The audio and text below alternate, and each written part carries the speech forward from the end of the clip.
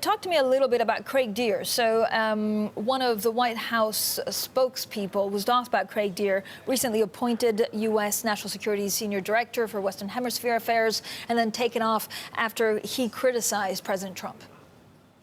That's right. So, look, the backdrop of this is that every National Security Council for every president is staffed with some folks who are primarily attached and centrally attached to the NSC, and others who are on loan from various agencies and departments throughout the government. And Mr. Deare, who was serving as the Western Hemisphere Director, was one of these folks. He'd been brought in by Mike Flynn, who's now the former National Security Advisor to the president. And he was on loan from something called the National Defense University.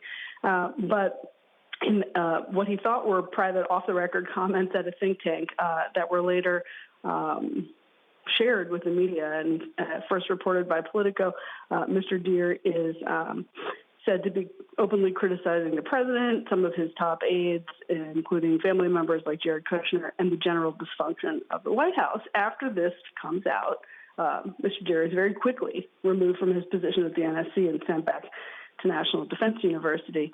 And the White House taking on questions about this yesterday pretty directly, with a spokeswoman for the White House, Sarah Huckabee Sanders, saying, look, his principal job was to support the president, and it's pretty silly for the president to have people in those jobs who don't support him.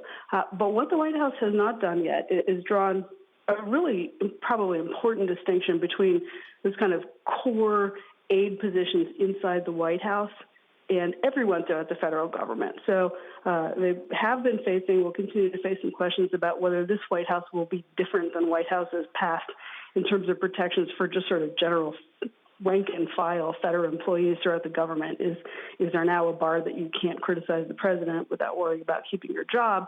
Or is that really something that's just going to be confined to the sensitive positions such as the National Security Council, where indeed, if you are here to be making comments critical of the president, perhaps your ability to shape and carry out his foreign policies or national security policies are compromised.